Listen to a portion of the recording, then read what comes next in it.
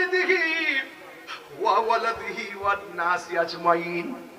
নবীকে বাপের চাইতে বেশি ভালোবাসতে হবে, নবীকে মায়ের চাইতে বেশি ভালোবাসতে হবে, নবীকে সন্তানের চাইতে বেশি ভালোবাসতে হবে, ওয়ান নাসি আজমাইন, সকল মানুষের চাইতে বেশি ভালোবাসতে হবে।